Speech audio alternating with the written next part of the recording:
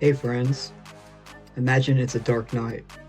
You look up and the big full moon is turning bright red, like someone painted it with blood.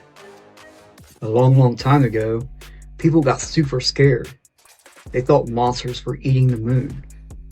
They banged pots and pans, yelled loud, and even made their dogs howl at the moon to scare the monsters away. Today, we call it a blood moon. It's not really monsters, it's just cool science. But those old stories, they're really wild. Stick with me, and I'll tell you all the crazy ones from all over the world. So why does the moon actually turn red? It's not monsters or dragons. It's just simple science. During a total lunar eclipse, Earth lines up right between the sun and the moon. The Earth's shadow falls on the moon, but some sunlight still sneaks through our atmosphere. That atmosphere acts like a big filter. It scatters away the blue light,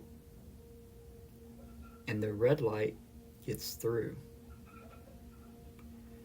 So, the moon looks blood red, the same reason sunsets and sunrises are orange and red. Ancients didn't have telescopes or NASA, so they saw this scary red moon and made up incredible stories to explain it. But today, we know it's just physics, and it's still beautiful. Okay, now let's dive into some of those wild myths people believe.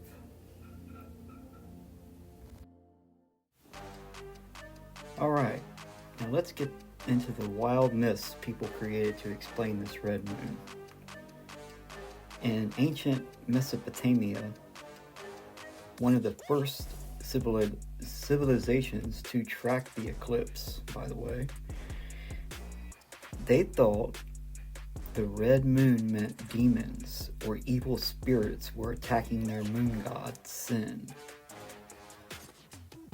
It was seen as a bad omen for the king, so they put a substitute person on the throne during the eclipse to take the curse. While many are recorded or implied, the practice dates back to at least the early 2nd millennia BC, and potentially continued as late as the death of Alexander the Great in Babylon.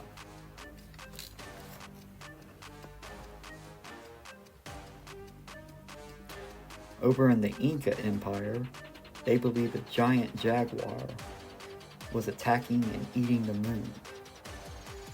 The red color was the blood. People would shout, bang drums, and make their dogs howl to scare the jaguar away before it finished eating the moon and came for the earth next. In ancient China, had a similar idea. A dragon, or a three-legged toad, paws on the three-legged, was swallowing the moon. People banged pots, fired cannons, and made loud noises to drive the creature off. These rituals go back thousands and thousands of years in their records.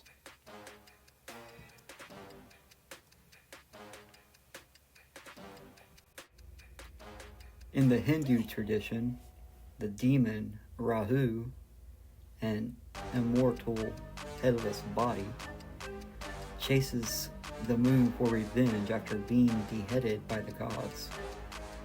During an eclipse, Rahu swallows the moon, but it slips out through his neck because he has no body to hold it.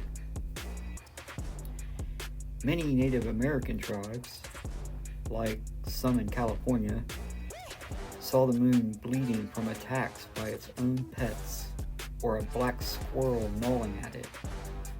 Women would sing and pray to heal the moon. In parts of West Africa, like the Batamaliba people, eclipses weren't scary. They believed the sun and the moon were fighting, and it was time for people to make peace and reconcile their own fights. Now over in Norse mythology, what the Vikings believed, the moon, called Mani, and sun were carried across the sky in chariots by the siblings Mani and Sol. But two giant wolves, Skull and Haiti, chased them endlessly. Skull went after the sun, and Haiti went after the moon. When one wolf caught up and started eating the moon, that's what caused a lunar eclipse. And the red color, of course, was the blood or the sign of the attack. They saw it as an omen that Ragnarok, the end of the world, was getting closer. Some stories say people would make loud noises to scare the wolves away and delay the doom.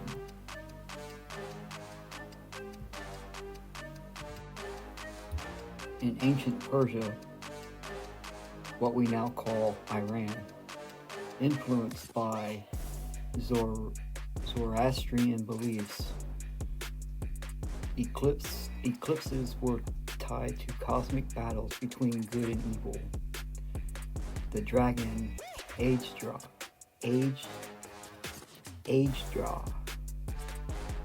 was a demonic creature that could swallow the moon or sun during eclipses, representing chaos and darkness. People saw the red moon as a sign of this evil force winning temporarily, and they often made loud noises, rituals, and sacrifices to drive the dragon away and restore life. This ties into older Indo-Iranian ideas for celestial events or fights between light and darkness. The Bible also mentions the moon turning to blood and prophecies, like in Joel and Revelations. Signs of end times or big events. Some modern interpretators link blood moon triads to major events in Israel. All these stories show how humans everywhere saw the same red moon and came up with explanations based on their culture, fear, gods, animals, and demons. But they all had one thing in common. They reacted with rituals, noise, and awe. Alright, before we wrap this up, here are a couple of mind-blowing facts about lunar eclipse. The longest lunar eclipse on record happened way back on May 31st, 318 CE. Totality lasted almost 1 hour and 47 minutes, which is basically the maximum possible. In modern times, the longest was July 27, 2018, 1 hour and 43 minutes of a full red moon. On the flip side of that, the shortest recent one was April 4th, 2015. Totality lasted only about 4 minutes and 43 seconds because the moon just barely dipped into the darkest part of the Earth's shadow. And the next total lunar eclipse, after the one that's coming up, for March 3rd here in 2026. A full blood moon visible across parts of Asia, Australia, and the Pacific, and parts of the Americas. So mark your calendar, it's coming up real quick. Eclipses are rare and amazing. Thanks for watching this deep dive. If you learned something or have your own eclipse story, drop it in the comments. Hit subscribe for more fun facts here at Twisty Pine Studios.